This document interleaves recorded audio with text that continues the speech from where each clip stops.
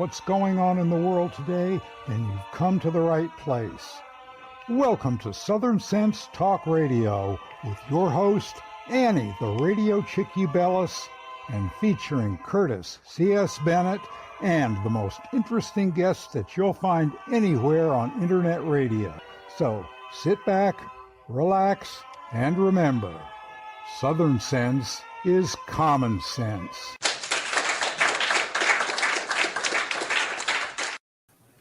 And welcome back to another adventure here live on Southern Sense. I'm your hostess with the least mostest, the Radio Chick-A-Dee, Annie. And my co-host is a guest co-host today. Going to have Joshua Perry joining us, and he decided to show up. Good afternoon, Joshua. How are you today? I'm great. How are you doing? Now, why are we not getting your picture up on the stage? I'm not sure. Let's try that. There we go. There we are. Hello.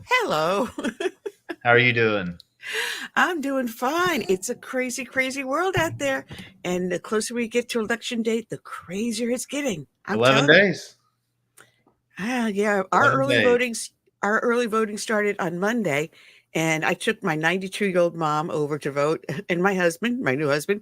So the three of us were there voting yesterday. So, yeah. And the word I'm getting from my local community, it's a massive turnout of Republicans. Oh, early voting has been such a huge turnout across the state, across the country, across the state of Florida, where I'm at, and across the country. Republicans are driving out the early voting, which is a good thing on our part. Normally, we're day of voters. Guilty myself. I kind of like the holiday feel of election day, so I always reserve my vote for the day of the election. But it's good to see that early voting is turning out good. Yeah, I was speaking to a group just 2 or 3 weeks ago, and they were split. And then they started arguing whether or not it was better to vote on election day or prior, because they're saying, oh, the machines, this and that. But here in the state of South Carolina, we have actual paper ballots. Mm-hmm. And you go in, they'll give you a slip of paper, you feed it into the machine, you make all your choices.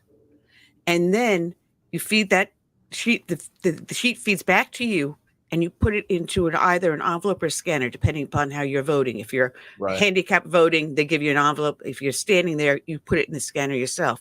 Mm-hmm. But what we do, and everyone says, oh, the barcode can be corrupted. Actually, no, because they actually married the physical ballot to the actual tally in the machine. Correct. And they go by what's on the paper ballot. Mm-hmm. Same here in Florida. We have a similar process. You vote on a paper ballot. It goes into the machine. You wait until you hear the machine ring. Your number is counted.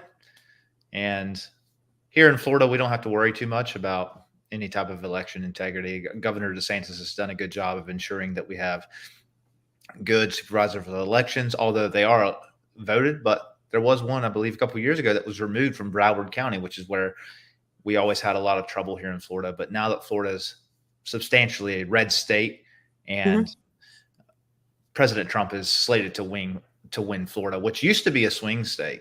It's no longer is. Now we're banking on Michigan, Nevada, Pennsylvania, especially Wisconsin, North Carolina, which I think he's up on a lot of the polls that are coming out now. Even the anti-Trump bias polls are coming out now that he has a lead, and the betting markets are starting to shift towards Trump as well.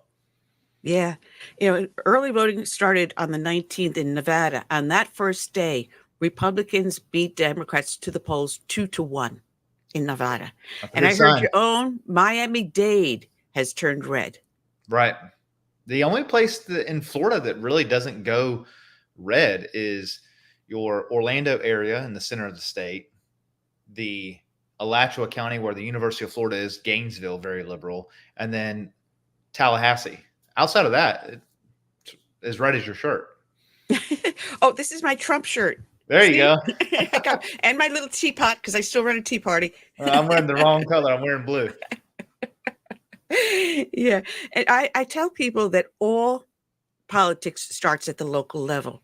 Mm-hmm. And so while we're talking about the elections, just remind people when they do go to the polls, go down ballot, because those local issues mean a lot. For here in South Carolina, we have a constitutional amendment on the ballot to make sure that you are an American citizen when you register to vote. Isn't that insane that you even have to vote on that? That should be common sense, but since common sense is common. No, but the fact is, people are saying, well, why am I going to vote for that? The federal law, the Constitution says, but if the federal law is corrupted like it has been, and the ballots that are coming out of the federal government do not require you to state you're a citizen, then how is the vote integrity protected? It can Exactly. only be done at the state and local level. Which is why we have states' rights, and you see them come into play every year, especially in a national election. When federal laws are not being enforced, it's up to the state to govern themselves. And thankfully, we have the Electoral College so that certain cities across the country won't determine who the outcome is, though the left would love to get rid of the Electoral College. Yeah, absolutely. There's just today popped up in the news in Virginia. I think it's something like, I may be incorrect with the number. It's somewhere around 18,000 people have filed to vote, but they stated, and they had it documented, they're not citizens. And a judge is going to allow those people to vote. Well, Virginia, the governor is now challenging that, and he may end up taking it all the way up to the Supreme Court to protect the vote. I mean, it's how stupid and simple is it, people? It's the American citizens that vote. Well, it's by design. I mean, everything is by design to break down the natural functioning of the legality system here in America. The Electoral College, the Supreme Court, they want to pack it when it benefits them and not pack it when it doesn't. They want the Electoral College when it benefits them and not have it when it doesn't benefit them. Our founders were very smart in the way they engineered our electoral process, but Washington, D.C. allows illegals to vote in local elections. Imagine that. Someone who doesn't pay taxes is also voting to raise your taxes as a taxpayer. Exactly. On gas, property tax, soil and water. Right now, I'm fighting a sales tax here. And folks, watch what your elected officials do, because I have a funny feeling some of our county council members may be leaving in handcuffs. Just a thought. Just a thought. But when you look at the stuff that they're doing, do it with a critical eye. Our previous sales tax were like 120, 150 million from anywhere from 2 to 6 years, never more than that. We're looking to collect about $500,000 a year on that. Well, they just hit us with one for $950 million for road transportation projects. And where's the toll money go? You're already... Well, first off, outside the double dipping they're doing, it cost us to build the border wall when Trump becomes president $650 million. Right. If you can build a border wall for $650 million, I think we can fix our transportation problems for a hell of a lot less. Yeah, I agree. I mean, the wall could even be paid for by tariffs. You tariff China, you tariff all the other countries that want to send their goods to us. They're already doing it to us, so why not do it back to them? I'm all for free economic trade, but free economic trade doesn't exist when the other countries are tariffing you as well. So it makes no sense. Can we tariff the people coming over? Right. There's a thought. A lot of people don't Charge a understand toll. Yeah, and most people don't understand why the cost of living goes up, and a lot of the reason is when you have an open border like we do. Kamala Harris is dubbed the border czar, but has never been to the border, but now once, I think. When you have that many people coming into your country, it causes the cost of living to go up because you are paying for their subsidies. You are paying for their medical bills. You are paying for their transportation. Catholic Charities is also paying for it, but where are they getting the money? Private citizens. So money that you are taxed on then goes towards illegal aliens to then live here on your dime, costing your cost of living to go up. Well, the NGOs, which the Catholic Charities are, do also get government funding too. That people may not be aware of that. Right. A lot of these social programs are done through these NGOs, non-government agencies, which includes the Catholic bishops, Catholic Charities, the Lutherans. A lot of churches do have their fingers in the pie.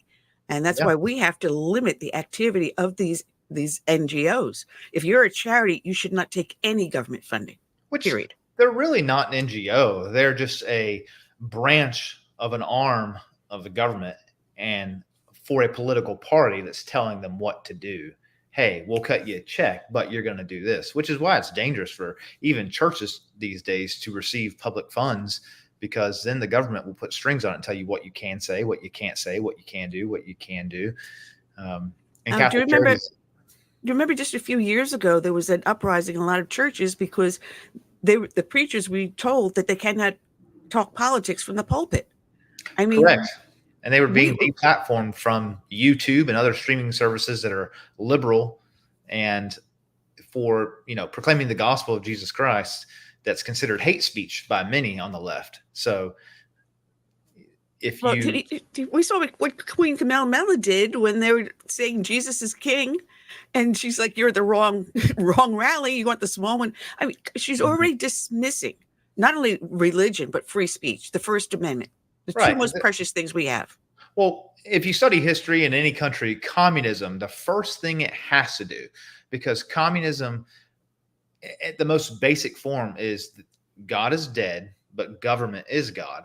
So you have to stomp out free speech because free speech is parenthetical to having a religious freedom and to being able to proclaim the gospel of Jesus Christ. But if you can stomp out free speech, you can stomp out churches and only have the churches. Communism doesn't get rid of every church. It only gets rid of any church that does not bow down to the altar of the government. Yeah, and we see this constantly we saw it during communism in Russia. It was Right. their Orthodox church. We're seeing now the Roman Catholic Church, which I was born in, changing so significantly that the Pope is allowing the communist Chinese to pick his bishops. Mm-hmm. I mean, that's not following Christ. What goes to Caesar, give unto Caesar that which is Caesar's. So no, the church is separate. And Right. it's meant to be there to protect the body and soul. But no, the communist Chinese said, you want the church here, you must allow us to control it. You go to church in China, and they already have agents in there to see who's there, what's being said. Yeah. And you have, even in our own government, it was just last year, the FBI was spying on inside of churches to see that, make sure that homeschool moms weren't, radical. So it's already here. In parts of Washington, D.C., you can't eat in certain restaurants without being feared that you're being spied upon by some communist Chinese spy. So then we're having a Vice President waltz, right? Hello, Right. let's just get the Chinese communists directly into the White House. Right. Or was that under Obama? Oh, you already got them. You got Beijing Biden in there, so. Yeah. So, folks, you got to be careful about the elections. Make sure you go down ballot, see what's there, because whoever's running locally today will be your state and federal representative tomorrow. Right. And your local policies are going to impact you just as much as a national federal election, such as the president, your sheriff, your county commission, your city commission, your soil and water. People often ask, why are things so costly? But yet, if they don't do the homework to understand the policies that the candidates are running on in their local elections, even, there's a reason why your cost of living is going up and your roads are crap. Here you pay a tax that goes towards the roads, and you pay another tax called a toll that goes towards the roads, and yet the roads are never fixed. Bob's Barricades are the state flower of Florida right now. Oh, for us, it was traffic cones. There you go, yeah. We're the traffic cone capital of the world. Listen, folks, for those that know us, we start each and every show with a dedication to a fallen hero. And today's dedication is going to go out to Police Officer Jacob Derbin. Police Officer Derbin was shot and killed while responding to a disturbance call in the 300 block of East 211th Street at about 9:55 p.m. He was ambushed by a subject after he arrived at the location. The man who shot him, who is a convicted felon and was wanted for violating conditions of his community supervision, then fled the scene. Officer Derbin was transported to the University Hospital, where he succumbed to his wounds. The suspect was found dead from a self-inflicted gunshot wound the next day. Officer Derbin was a United States Army National Guard veteran and had served with the Euclid Police Department for 10 months. He is survived by his mother, father, 3 brothers, a sister, and a fiancé. This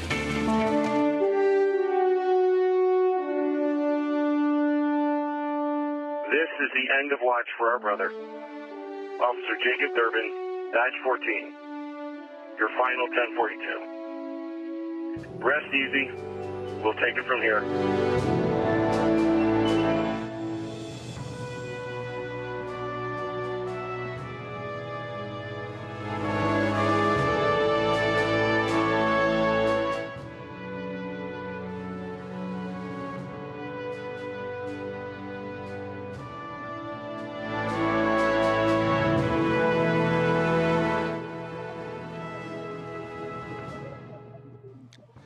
Tonight, remembering fallen Euclid police officer Jacob Derbin, 1 week after he was killed in the line of duty and laid to rest today. Good evening and thanks for joining us for What's Next. I'm Kaitor K. It has been an emotional day across Northeast Ohio as thousands came here to pay their respects to Officer Derbin.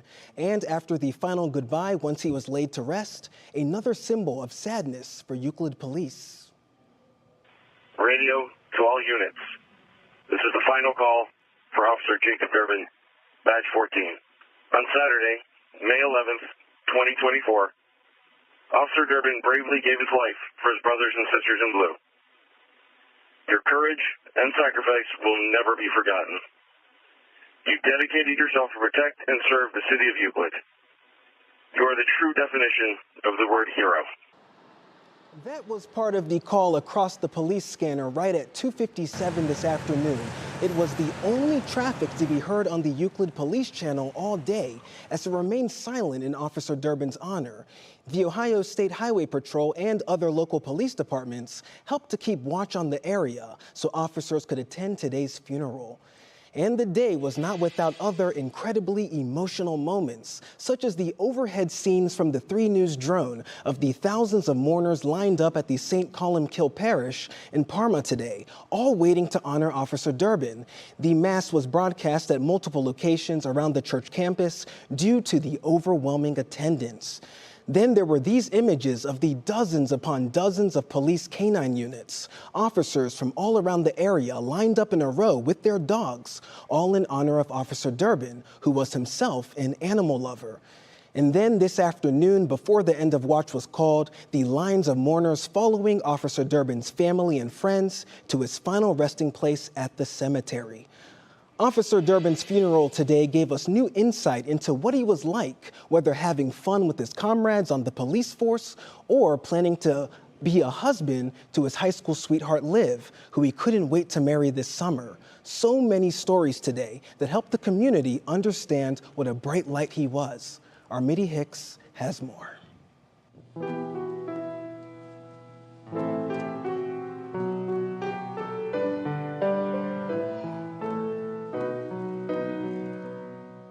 The sun peeks out on what began as a cloudy morning for Euclid police officer Jacob Derbin's final ride through Northeast Ohio.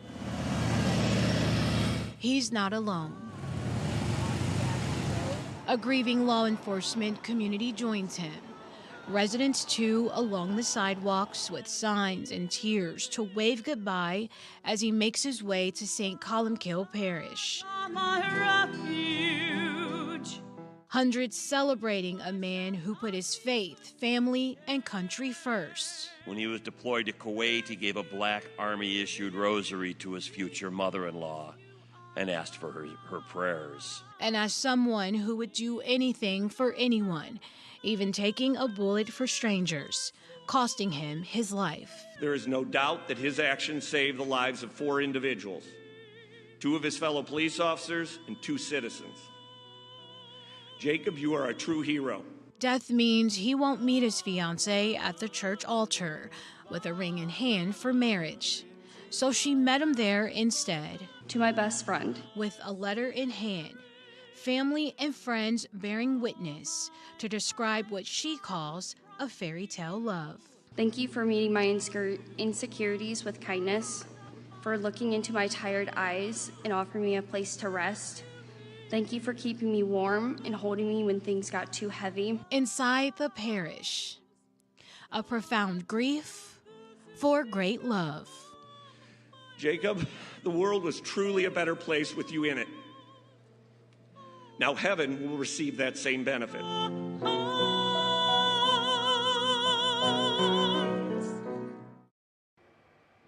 And instead of flowers, Officer Derbin's friends and family would like people to donate to the K-9 unit, a team he dreamed of working with. Kaitor. Mitty Hicks, thank you. Today's funeral also gave the public the chance to say goodbye to Officer Derbin. After a long and emotional week of vigils and remembrances, many people we talked to today helped ease their grief by coming out to say a final goodbye. I felt I had to be here, you know. As did hundreds, to pay their respects to the amazing life and legacy of Jacob Derbin, one of the finest officers Euclid Police ever had, gone too soon. I feel horrible for his family, for his friends. From the funeral home to the church, the community lined the streets to watch the procession of their fallen hero. Something like this happens, the community needs to join together. It was very heartwarming, and heartwarming to see people standing here, you know, honoring somebody who was so young and gave his life for this. Family friends of the Derbins praying for strength for Jacob's fiance and healing for his mother, Dawn.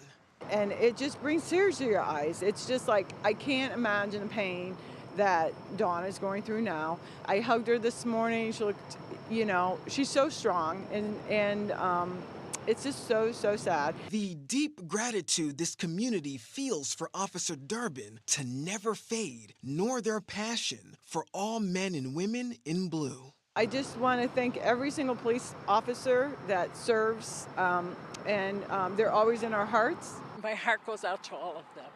And we're here to show our support.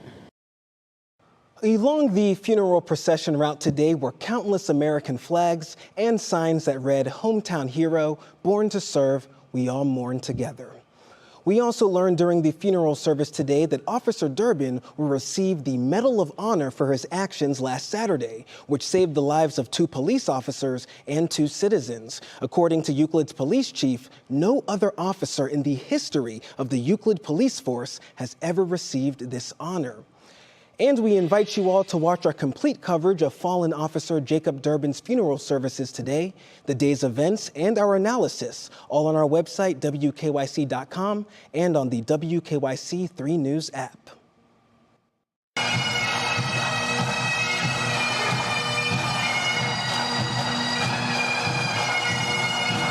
Officer Derbin was also top of mind for dozens of attendees tonight at the Cleveland International Tattoo. It's an annual tradition that honors service members at the end of National Police Week. This year's event featured police pipe and drum bands, drill teams from the U.S. Armed Forces, and police bands from Canada.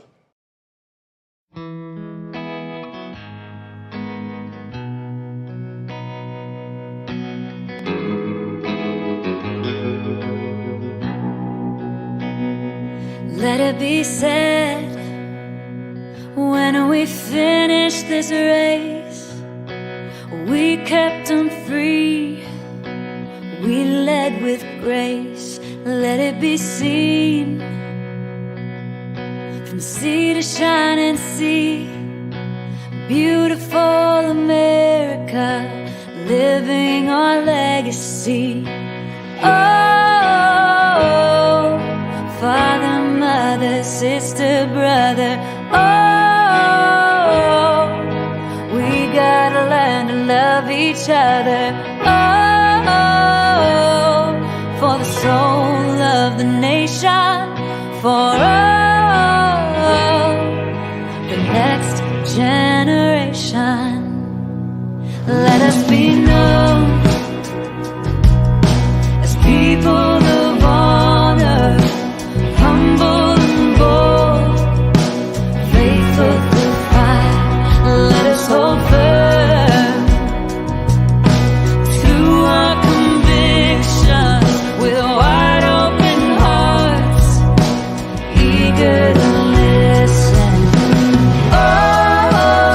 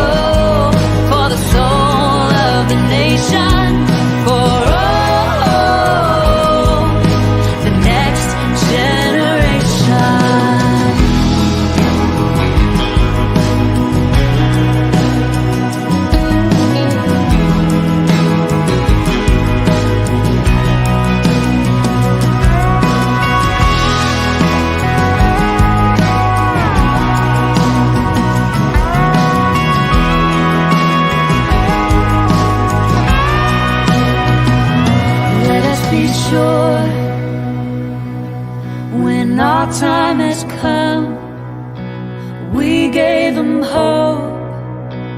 We made them strong.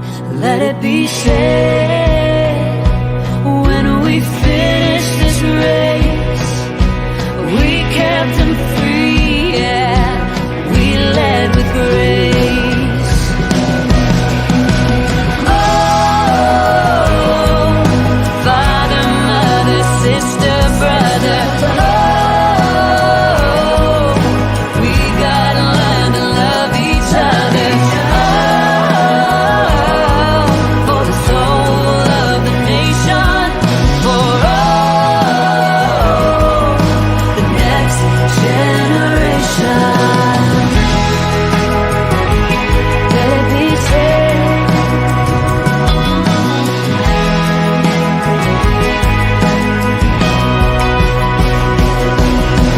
Oh,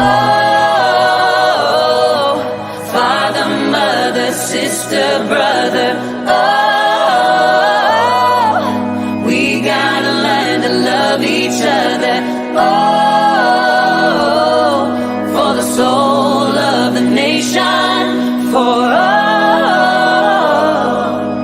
the next generation.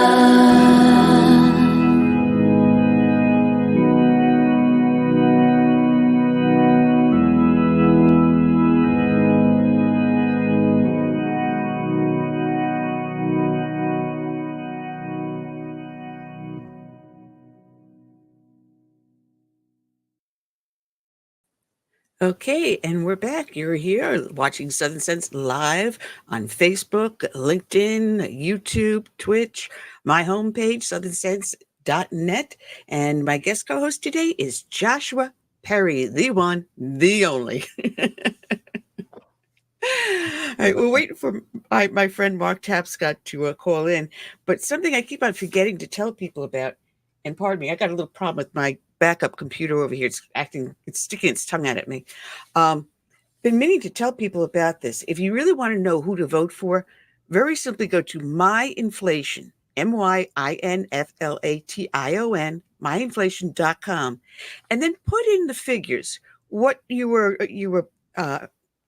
where it gives you little boxes, and you plug in the figures and you see how well you were doing over 4 years ago compared to today. Mm-hmm. It's really interesting. This is put out by the Heritage Foundation. They keep on asking me to do this. They launched the groundbreaking new tool and website, myinflation.com. It's designed to help Americans assess the impact of the record inflation in their household, finances resulting from the Biden-Harris administration's economic policies. Parker Shepard is the director for the Center of Data Analysis at the Heritage Foundation. And he said, well, we got the one and the only with us too, but go to myinflation.com that the Heritage Foundation has. We've got the magnificent Mark Tapscott from the Epoch Times. You never know what I'm going to say when you come in, don't you? Yeah, you always say that. It's good to be back, Annie. How are you? Yeah, we missed you. You kind of missed a week or two here. Yeah. But glad that you can be with us. Everything that's on everyone's mind is this election. Now, I took my 92-year-old mom to vote yesterday, along with my new husband. So we got out there and vote, and we're getting the word is that Republicans are coming in droves. We're starting to actually use the tools the Democrats have taught us. We're just using the very same tools they've been doing to try to beat us. And I think we're a little bit better at the game. Well, we'll see. The Georgia results so far look very interesting. I didn't expect to see such turnout as they've had. Well, I know personally, a lot of friends of mine have been going down to Savannah, some of them going out to Atlanta and the other areas, actually door knocking. Mm-hmm. They're going down there, they're making calls, they've been sending out postcards to people.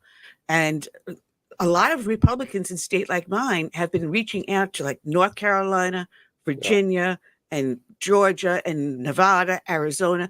They've been doing that. Yeah. Yeah. I actually, my church group that my wife and I participate in every Thursday night, it's called a Grow group, or connection group, excuse me. Several of the folks mentioned last night that they had yesterday gone and voted, and it's kind of a new experience for them because they had always voted on election day. Yeah, because my mom, because she and I are both handicapped, we go in and they'll come out and bring the machine to us.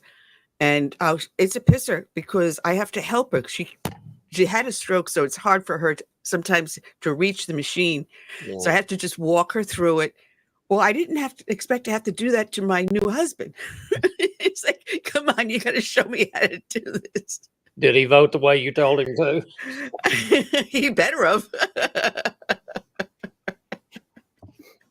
And yes, Joshua, there is love and self-worth at that age. But some of the interesting things, I pulled articles aside for you.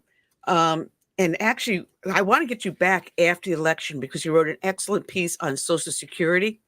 And a matter of fact, is it National Review I'm reading, or is it Newsmax? I forget. They also have a very similar, along the same lines that you wrote in your article. Really? Yeah. So, like I said, after the election, we're going to come back and have you try to stay a little bit longer. We'll talk about Social Security. But some of the things that are coming out, Kamala Harris with her word salad in that town hall, and when she actually openly admitted that she made a mistake about the border, I nearly dropped my glass of scotch. Well, I'll have to drop mine because I have not heard that. Though I haven't had any scotch in 33 years. But we have now Hillary Clinton openly calling Donald Trump and the rally he's going to be having at Madison Square Garden a fascist. Yeah. Linking him to Hitler and the Nazis that were in Madison Square Garden back in the 1930s. Yeah. Some of the stuff that's coming from the left is so horrific, but they're pulling out every single gun they can think of. And I think that Bruce Springsteen concert was a flop. Well, Springsteen's kind of old hat, you know? Right. Well, actually, what people don't realize, Springsteen has always been a liberal. And I'm sorry, my mom is from the same county that he's from. And I know the area very well. A lot of my family is still there. So he never really was, his music might have been, but now he's actually shown he's not part of the working man. And when you have people on CNN and MSNBC openly criticizing Kamala Harris, gee, that's interesting. Yeah, that's unexpected. I just caught a glimpse of a I don't know if it was CNN or MSNBC or Fox, one of the three cables earlier today, with her saying that she now acknowledges that she does want to do away with the filibuster in the Senate. And she's been all over the place on that one. It's just another one of the several. But that's one of those issues that it's inside baseball for the Senate. So most people don't pay a whole lot of attention to it. But if the Senate filibuster is done away with, then we have done away with the last vestige of the legislative structure that the founders intended us to have when they wrote the Constitution. And that's a serious thing. Go ahead, Joshua. I'm sorry. She's just saying what we've already known. Now she's just admitting it, Yes. It takes, just like a haircut. If it looks, wait 3 days and it'll change. That's how she is. So yeah. I like that. Wait, and here with me, I have floppy hair all over the place. But now they're pulling out all the big guns they can possibly get. They got Michelle Obama coming out. And Michelle Obama and Queen Camilla really don't get along too well, do they? I'd not heard that, but it doesn't surprise me. Yeah, so I'm seeing all the things they're doing. And there was an article in The Atlantic where a female veteran that had been brutally beaten and killed, and they pulled that out, claiming Trump had said and done certain things. I mean, every despicable thing they can think of, and even using a victim in this. Yeah, I believe the sister or the mother of that veteran that was murdered, that was at Fort Hood, if I recall correctly. she was really upset and angry with the Democrats for doing that. Yeah, she was up on a couple of news channels, and I caught her up on Newsmax. Her mother does not speak English, so she was speaking for her mother, and she spoke rather powerfully, very strong, and rather eloquent. But what they have done to her and her family, and to bring this pain forward, just so you can get votes. Yep. Well, I'm old enough to remember the little girl in the TV commercial with the atom bomb going off in the background, and Democrats telling America, Barry Goldwater's a fascist and he's going to get us all killed. Yeah, you can't run as a Republican without being compared to Hitler at some point. It just comes with the territory. If you're not being compared to Hitler running as a Republican, you're likely not a Republican. There you go. If you have common sense and you don't think men should compete in women's sports, and you think that only Americans should vote, you're going to be called Hitler in this day of time. That's the way it is. So And you get this guy on more often. Mark, you mentioned the Georgia. Mark, you mentioned the Georgia Republican early voting turnout. What other states are you monitoring right now for early voting? Texas. Senator Cruz's race. I'm very concerned about that. There is, I don't know if you guys watch Fox, but I'm tongue in cheek when I say that. That's CNN with lipstick. Yeah. Anymore. I mean, I got to remember that. That's good. CNN with lipstick. No, every night it seems like when Hannity has Cruz on his last guess, and of course Cruz is acting like he's about to lose and begging people for money. And the last poll that I saw was from the University of Houston, I think, which has been a pretty good poll over the years. He's up 5 points overall red. So when you factor in that, and you have to expect Trump will have a very strong showing in Texas. Right. He'll pull the down ballot up. Yeah. I'm not so sure why Cruz is acting so scared. I don't know. I don't know. I've been getting nonstop emails and text messages onto my phone, Cruz begging, I'm going to lose. I'm going to lose. Yeah. But, he should trust the voters, honestly. And I think because he's showing that he's scared, he probably would be up a lot more if he just acted confident, and I'm going to get this. Yeah. And the 5 points is close to the margin of error for polling, but I mean, that doesn't factor in the Trump effect. When Trump is on a ballot, every Republican down the ballot overperforms. Tends to overperform. We saw it in 2020. We saw it in 2016.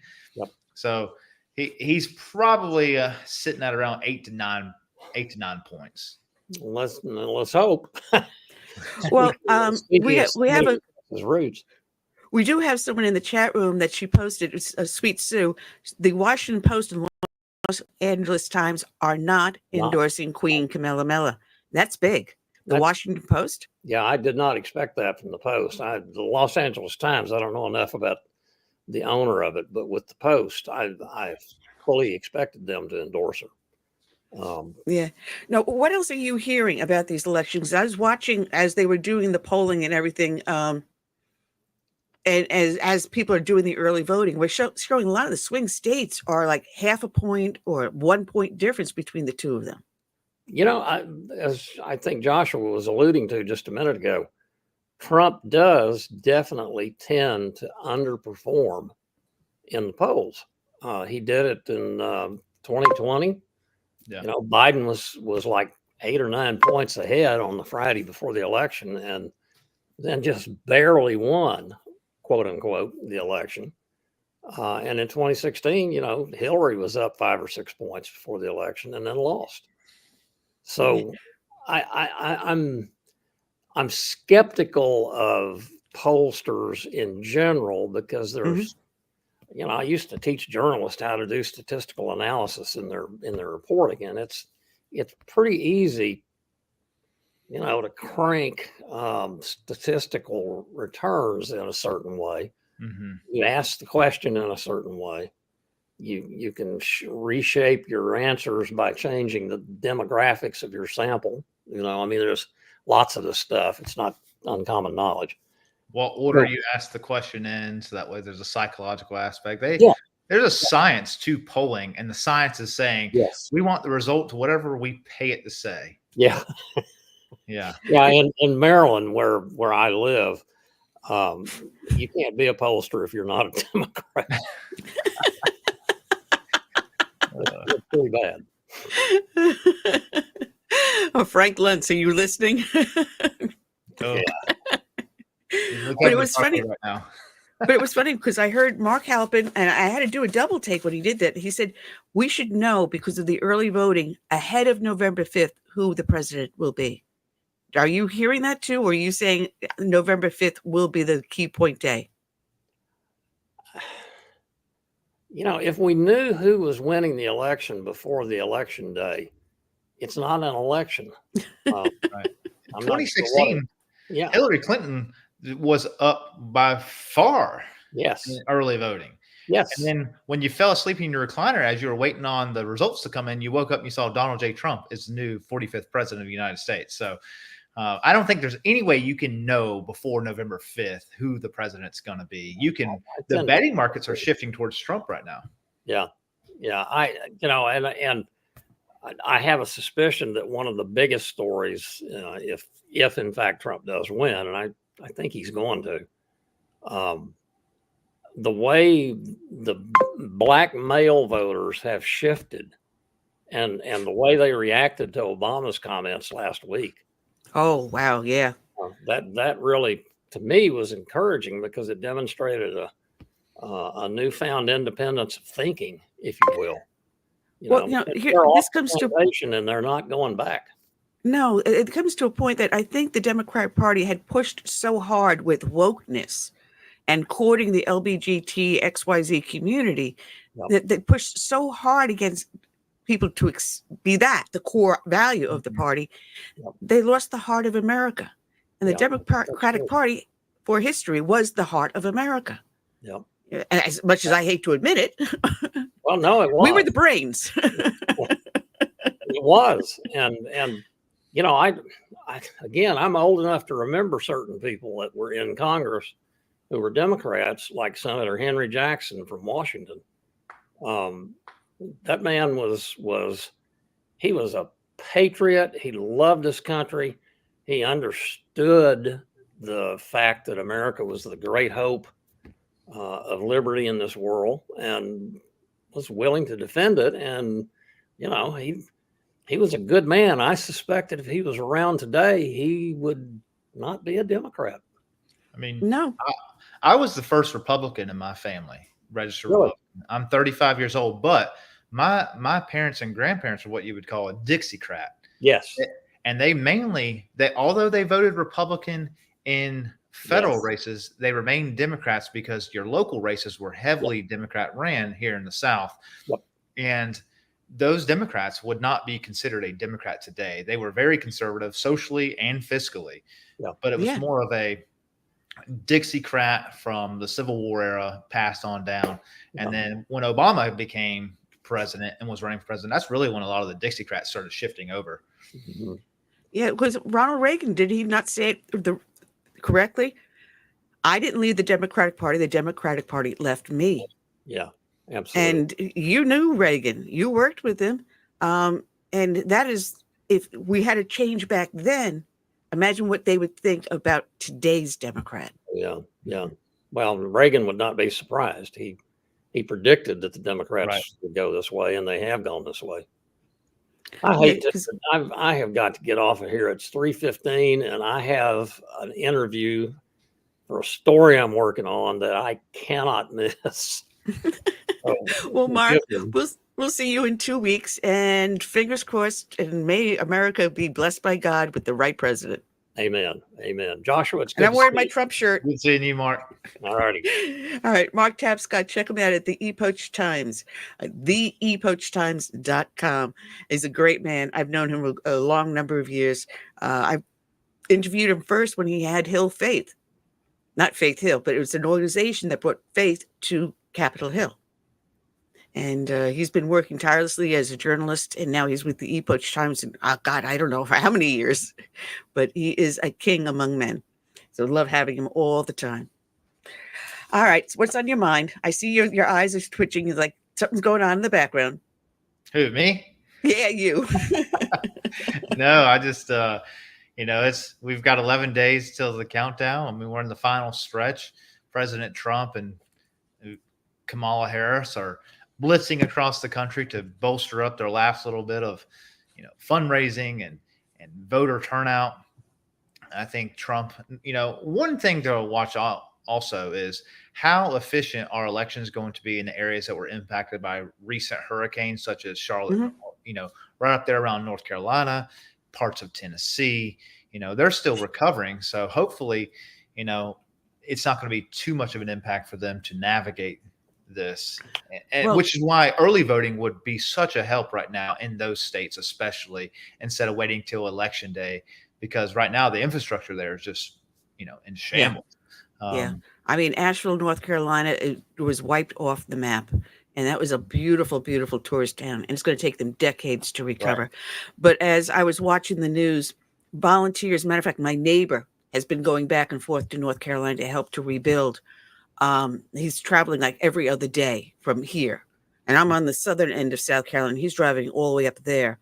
There's people like that all over the place helping in all the different states, because the federal government is not stepping in to do what FEMA should be doing, unfortunately. And the local people turned around.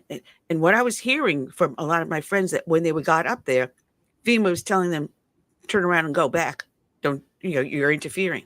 And yet people were hungry. People needed food. They needed shelter.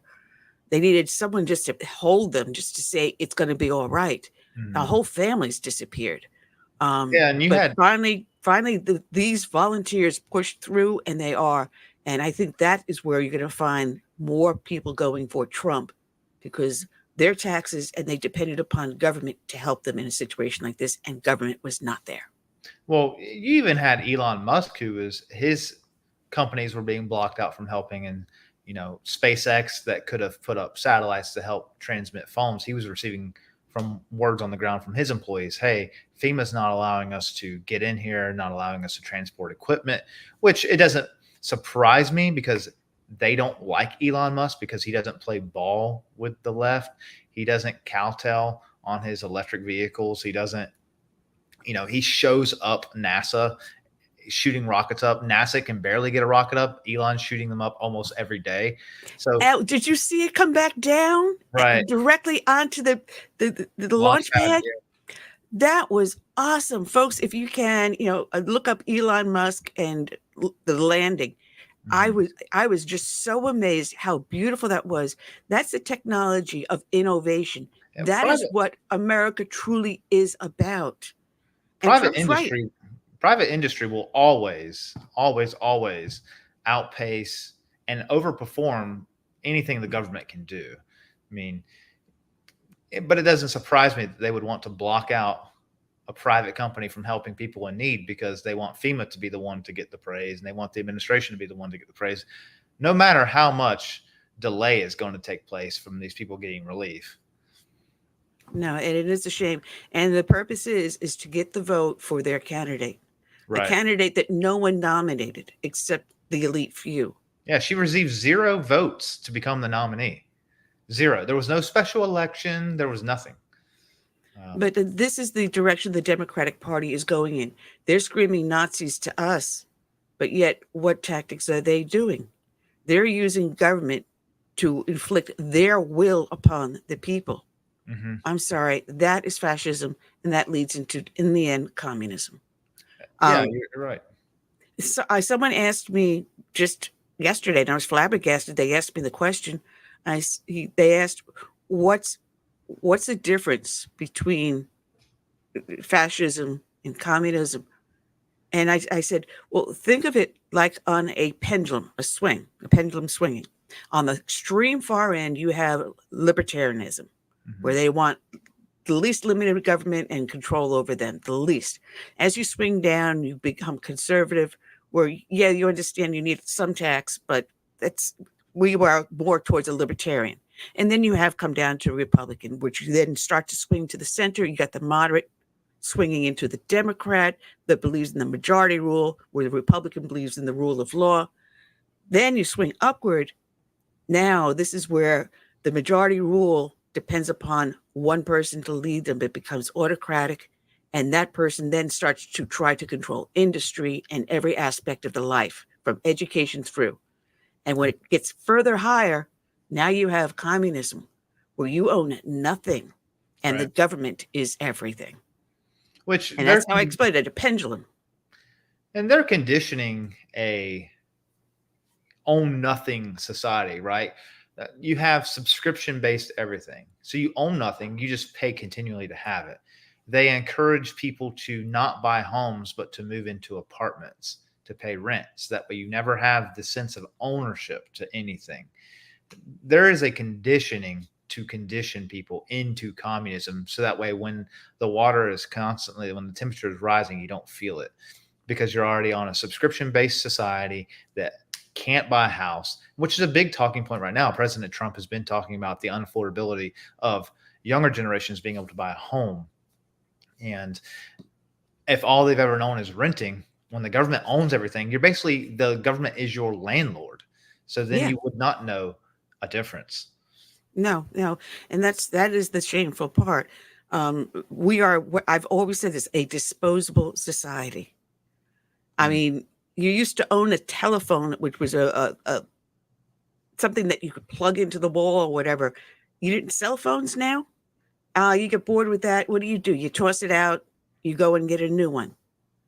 Or if you're like me, you drop it last weekend and you shatter your phone, you have to get a new one. Yeah, I've done that, been there, and I'm sure you just did it now. But it is a disposable society, and we are so relying on social network, we forget what human interaction is, the human touch. And we are creatures by nature we're herders. We believe in gathering as a herd. But what we have been doing now is taking that out of who we are, taking that part of our humanity away. You're more important on how many friends you have on your smart device. Those aren't really friends. Those are just anonymous individuals.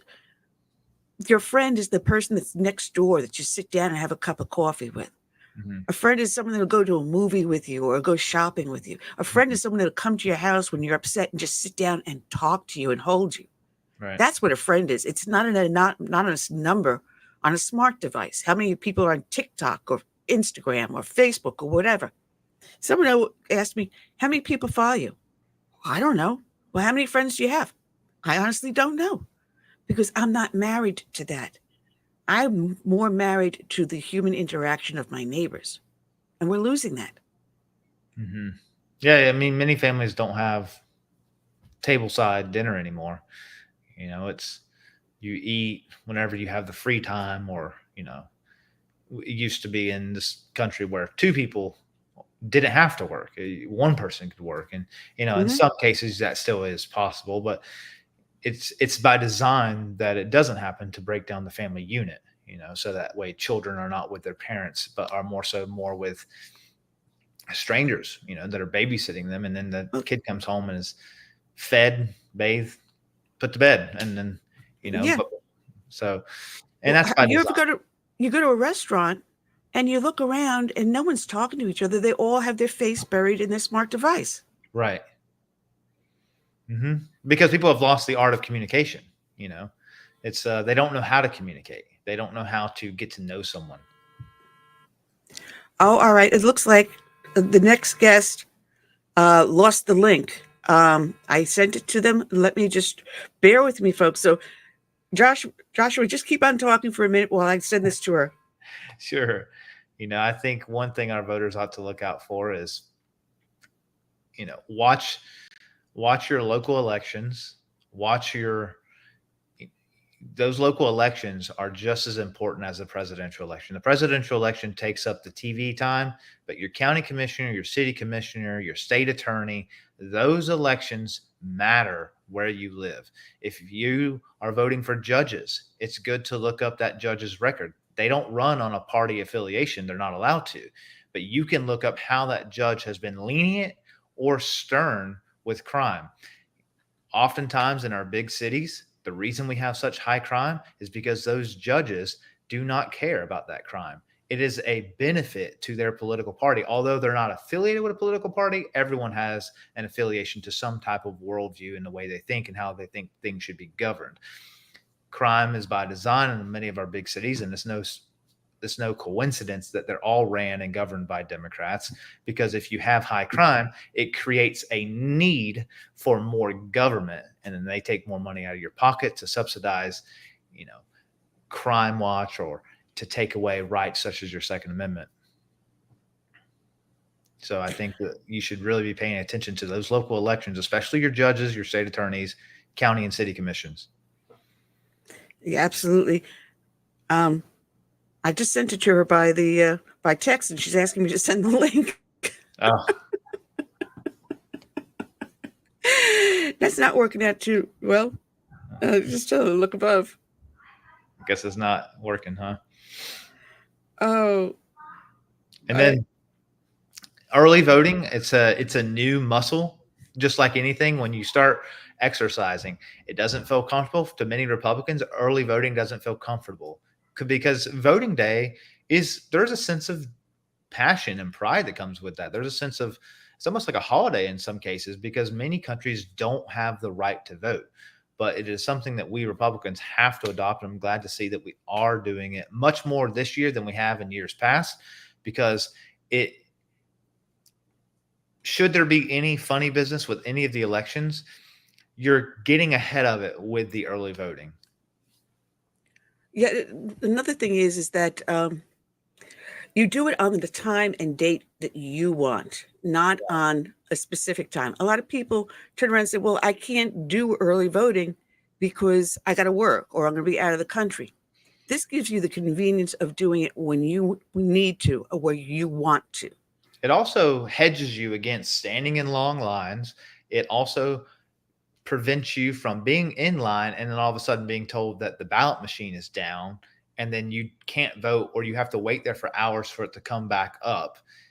And it protects the party from people leaving, because people have lives. People can't sit in a polling line for hours. Many people have to go get their kids from school or get their kids from babysitter, go home, cook dinner. Life doesn't stop just because it's an election day. Many people believe that it should be a national federated holiday that you take off of work.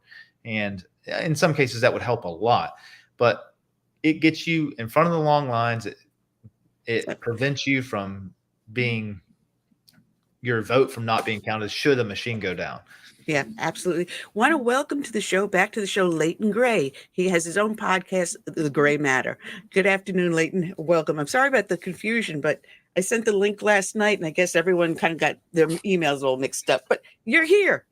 Yes, and great to be here. Thank you. Oh, it is my pleasure. My pleasure. You have a great podcast, and you hit on a lot of the topics that are the heart of the matter. And whatever happens in the United States flows out to the rest of the world. And we've always known that Canada is a little bit more liberal than the United States, but we're seeing this now where there's a pushback. There's pushback here with Trump. I am not even going to try to pronounce this guy's name, even though I took French in school. But Poilievre? Yes, very well done. Yes. Anglicized. Yeah, anglicized. It's Poilievre. So okay. Yeah. So there is a pushback against liberalism. We're seeing it, like you mentioned, in England and in France and in other areas in South America. Do you think the world is starting to wake up that this wokeness is just a little bit too far? I do, and there are many signs of it. Speaking in terms of Canada, Canada obviously only has about 1/9 the population of the United States, but has many things in common with the U.S. in terms of being a geographically vast country and also being very diverse in terms of different regions of the country. So, for example, if you were living in a place like Toronto, you would find that the political ethos and opinions are very much like what they are in the state of New York. Whereas if you live in the part of the country where I live, Alberta, you'd find that actually the opinions are much more lean towards the Republican side of things. We're more like Texas or Florida, in that we have a much stronger sense of the importance of individual rights and liberties, things like prosperity, lower taxation, things of that nature. But what we've experienced in Canada, I would say, this is a cautionary tale to Americans. Your country, as far as I can tell, is at the stage of wokeness that Canada was in about 2019, pre-COVID. In the past 5 years, things in Canada have gotten much, much worse, to the point where the Trudeau government now is about to pass a bill which would make into Canadian law, domestic law, the rejected WHO pandemic treaty. And the United States is not that far down the rabbit hole yet. And you're at a key juncture where you can turn away from all this stuff. I think that is going to happen. I think that there's very little, but for really incredible amount of cheating that's going to prevent the restoration of Donald Trump to the White House. All signs seem to point to that. And then when you look internationally, you see that the WHO, the World Economic Forum, seem to be incredibly desperate. And then you see other really, really serious signs of change in terms of leadership changes in parts of Europe, obviously in South America with Mr. Millet. And also just recently, the indictment of Bill Gates, one of the most evil globalists really in the world, his indictment in Holland. And of course, he's in similar trouble I believe certainly in India and also in Japan. So there are strong signs that people are turning away from this. I think it's taken longer than it should have, mainly because of the suppression of truth, which has been occurred through media, censorship of media, especially mass media, but also social media. But I think that programs like yours and others are getting through, and I think people are speaking truth to power more than ever before. Leighton, the bill you reference that's coming up to vote in Canada, can you explain for our audience what that is, and if passed, what that will look like for Canada and even in America, should it come down the pipe here? Well, it's really awful, first of all, because it's totally unconstitutional. Canada, like the United States, is a federation in the sense that we do not have a national government. Our federal government, like yours in the United States, has certain defined powers in the Constitution, and then the states is sovereign within its own areas of jurisdiction. And our provinces in Canada are just the same way. Well, this federal government has behaved totally in contradiction with that. They've had no respect for our Canadian Charter of Rights and Freedoms, which is our version of the Bill of Rights. But this particular bill that we're talking about grants broad and sweeping powers to the federal government to even impose or declare emergencies, health emergencies, on a national scale that would go as deep as ending production of certain types of agriculture, imposing the production of certain foods like insect insect products into our food supply, the shutting down of key industries, and all of this, of course, in terms of agriculture and health, those are provincial jurisdictions. And really, the potential is also there within that bill to hand over national sovereignty to a global cabal. So on one view of the matter, the worst case scenario, if that bill comes into being, is it could be the end of Canada as a sovereign and distinct nation state. Yeah, because we're also looking at the UN as their encroachment in between WHO and the UN. We have globalists here that want just one world. Yes. And individual freedoms and liberties will forever be lost if we allow that. There is a growing movement here in the United States to get out of the UN. Mm-hmm. It's called MAGA, I understand. Well, the first thing they have to do is get rid of the UN in New York City itself. Have them move it. Go to Switzerland, somewhere else. But no more, because we pay the majority of the money that goes in to maintain it. Yes. So, and what they're trying to do is impose their will over our sovereignty.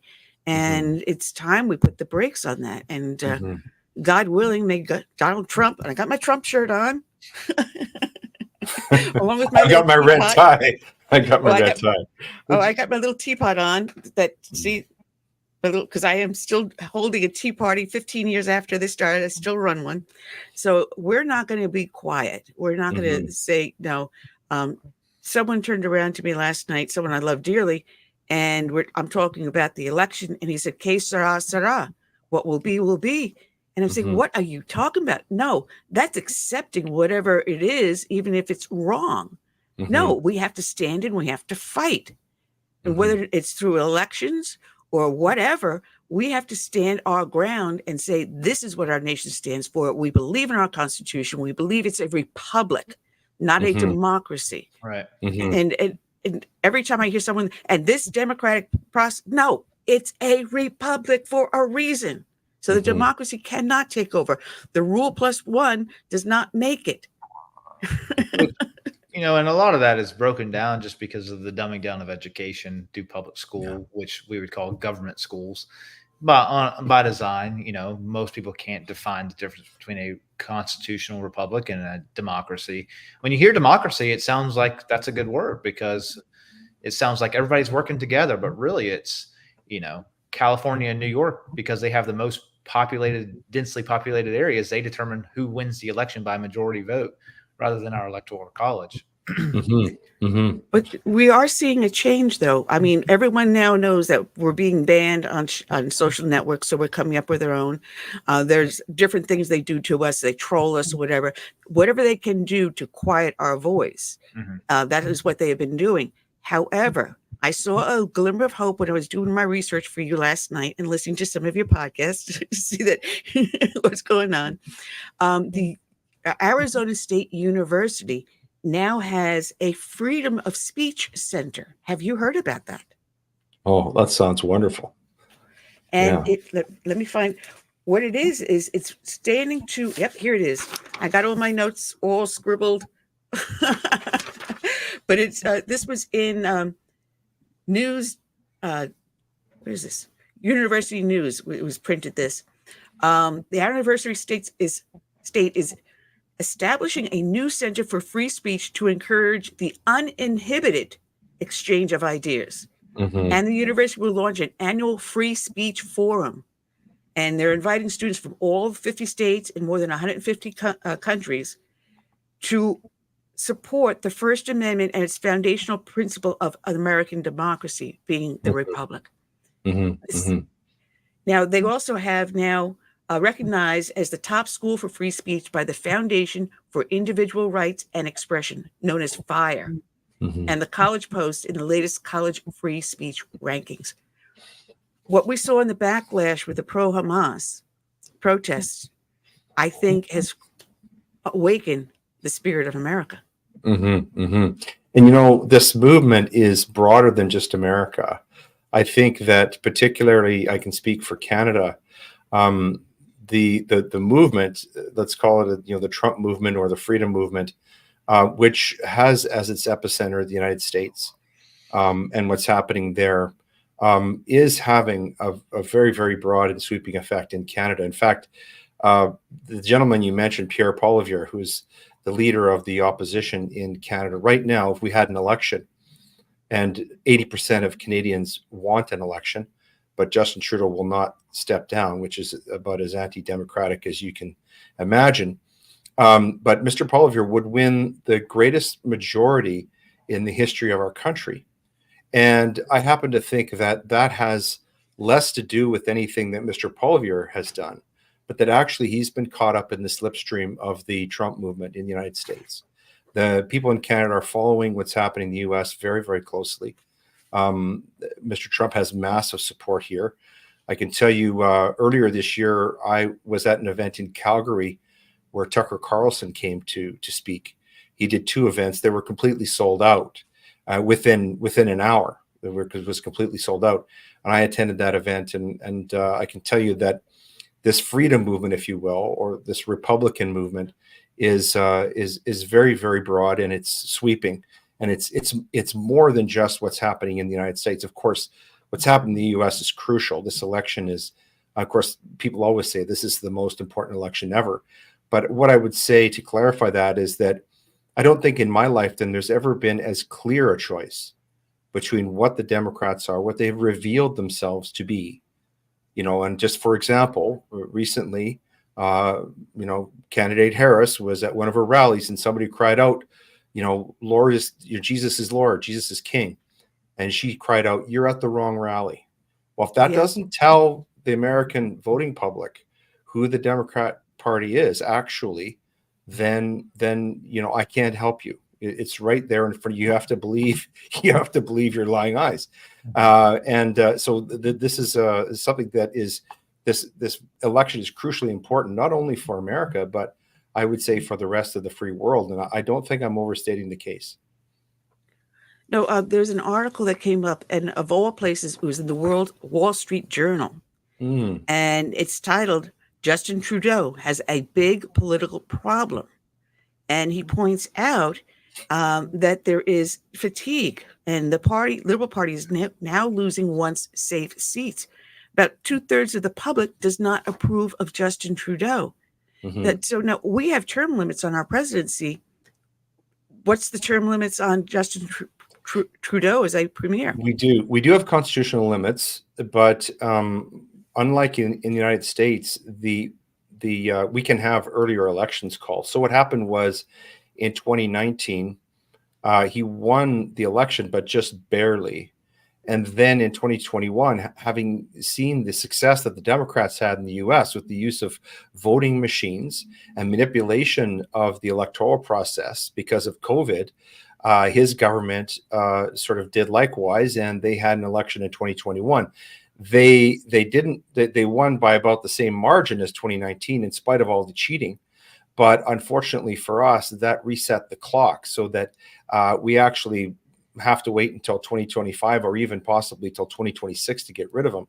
And this is, at a time when, never in the history of our country have we seen a prime minister so able and adept at, sloughing off the impact of scandals. It just seems to come naturally to him. It's like second nature. And he emerges from each one unscathed, refreshed, untarnished, and able to act like nothing ever happened. However, as you said, there's exhaustion. Corruption in our government has become the norm. It's rampant. It's rife. We have proven foreign interference in our elections from China and India. So it's a time for change in Canada. I came across a quotation recently from Martin Luther King Jr., the late Martin Luther King, who seemed to foresee and describe our prime minister perfectly. I'll just share this with you. He says, "You must come to see that it is possible for man to be self-centered in his self-denial and self-righteous in his self-sacrifice. He may be generous in order to feed his ego and pious in order to feed his pride. Man has the tragic capacity to relegate a heightening virtue to a tragic vice. Without love, benevolence becomes egotism, and martyrdom becomes spiritual pride." That's Justin Trudeau in a nutshell. Well, this article that Paul Vieira wrote in the Wall Street Journal states that Canada must have an election by October of next year, from what he's saying.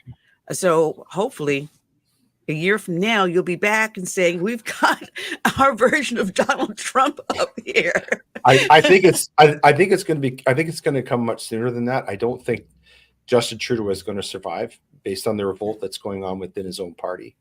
But then again, it's hard to say. What's very clear is that, like Mr. Macron in France, and other world leaders, he is really a pawn. He's a placeholder for a globalist cabal.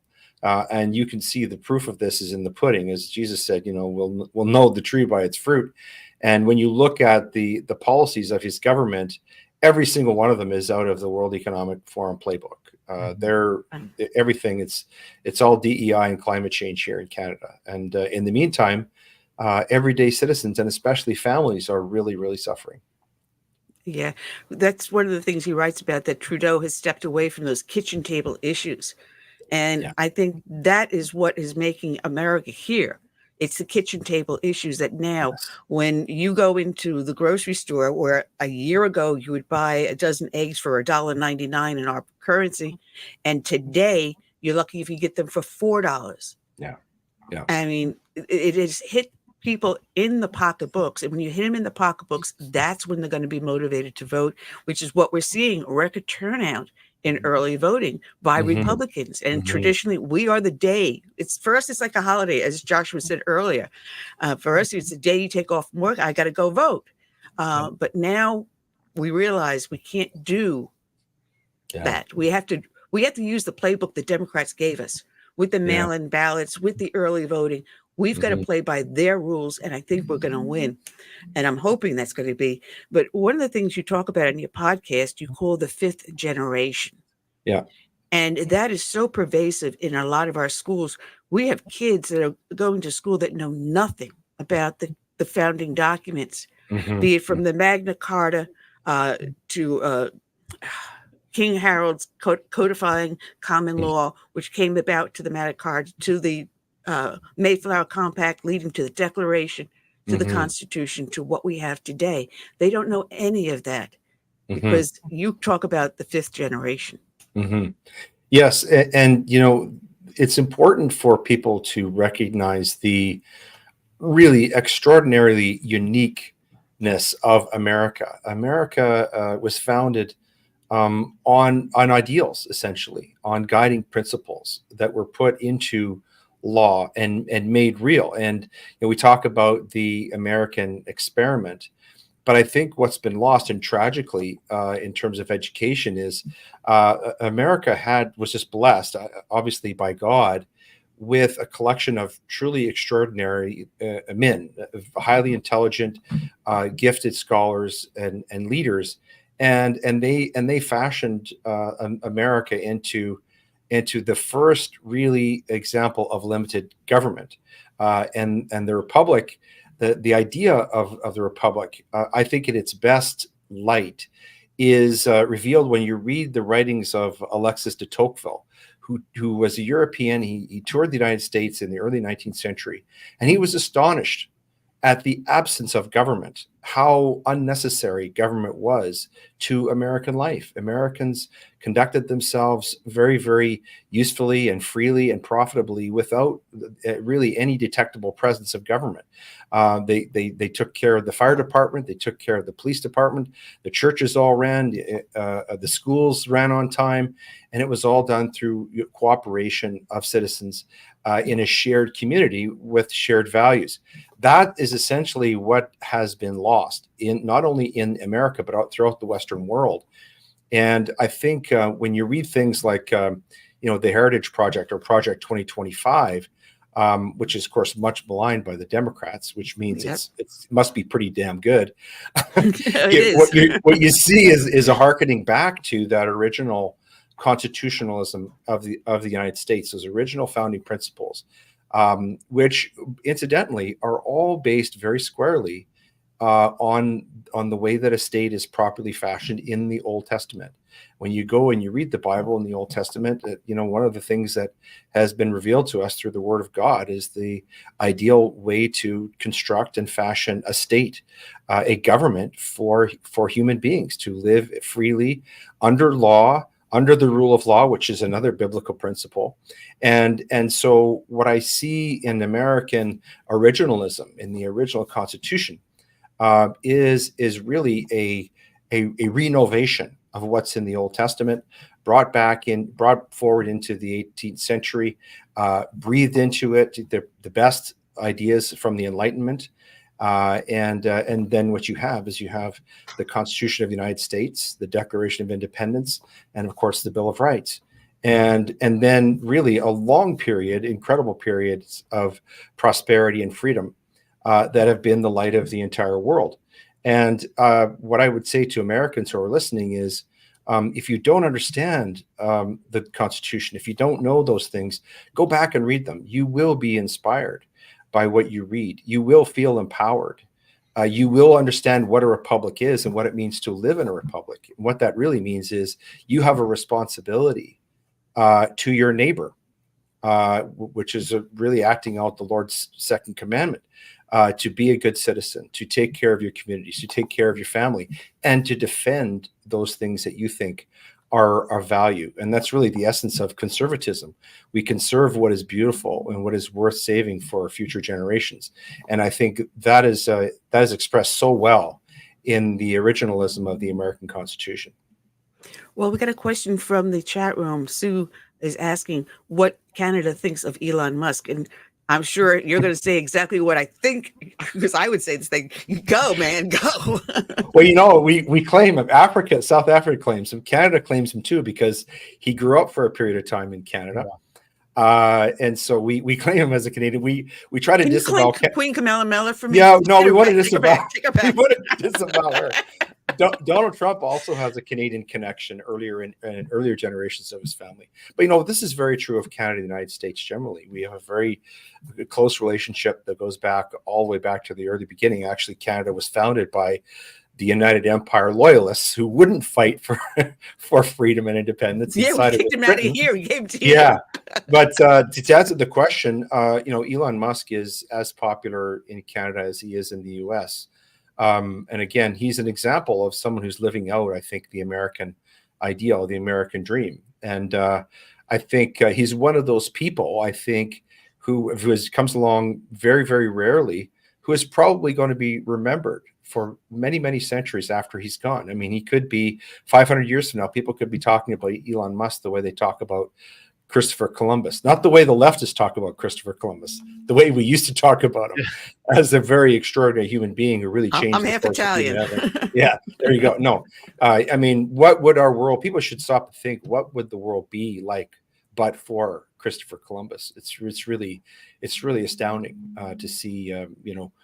How the impact that one human being, can have on history. And Elon Musk, in a lot of ways, is making a similar sort of stamp on the 21st century, isn't he?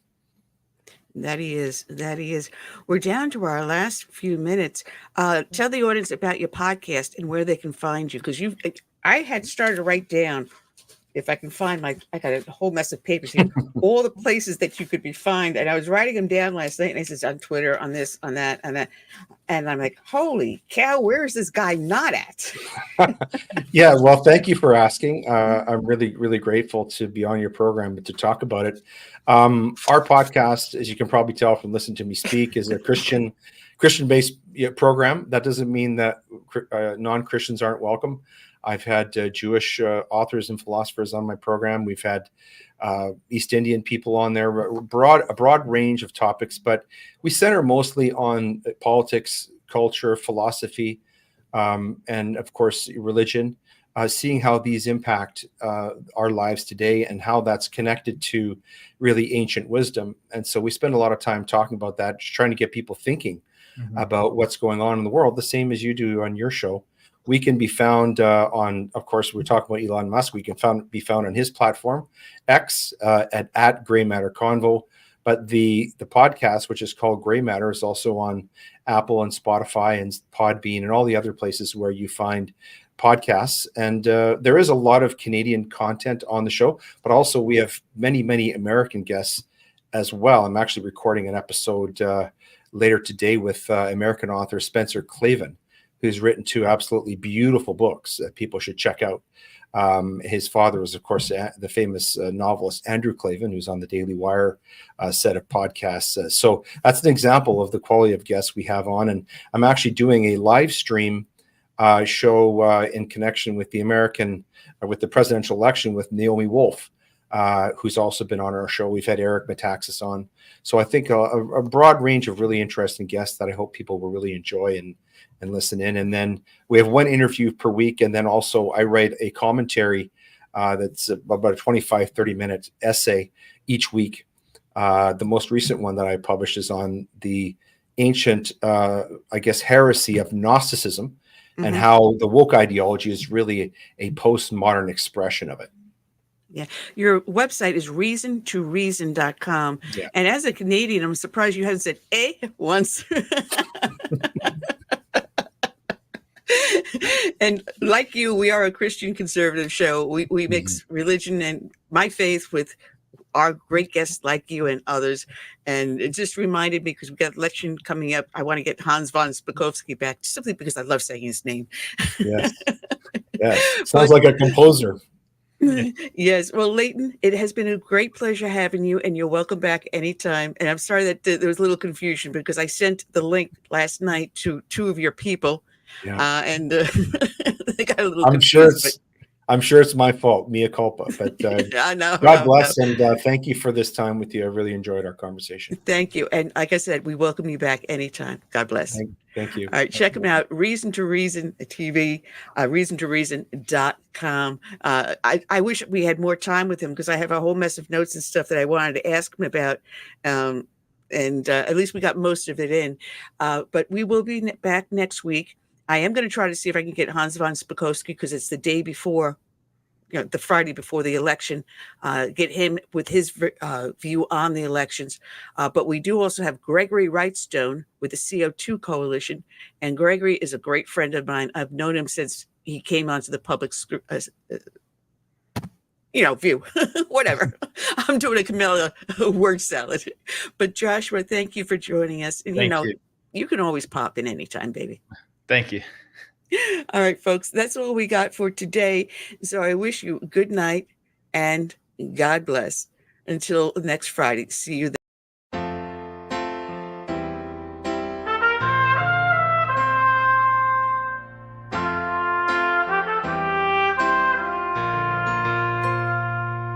I'm praying for this land I love, America, America, the home of the free. But there are people making plans to change America. They've no respect for her or what matters most to me. That's why I stand for the flag and I kneel at the cross. Long for the friends I have loved and lost. And I still believe in God we trust, and the freedom our forefathers granted us. I hope it's not too late to save America.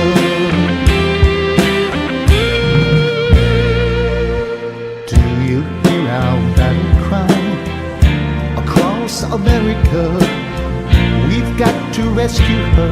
You know it's up to me and you to see the truth behind their lies. Don't change America. God bless America and the red, white, and blue. That's why I stand for the flag and I kneel at the cross. Long for the friends I have loved and lost. And I still believe in God we trust, and the freedom our forefathers granted us. I hope it's not too late to save America.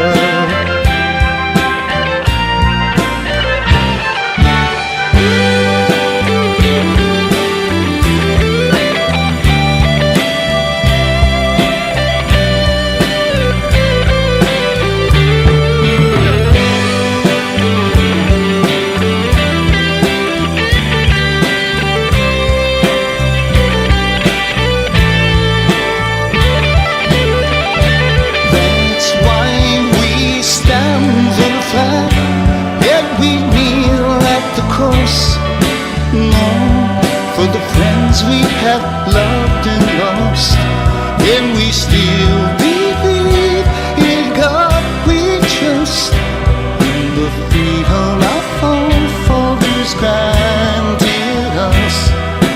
We know it's not too late to save America. Save America. Let's save America. Together we can save America.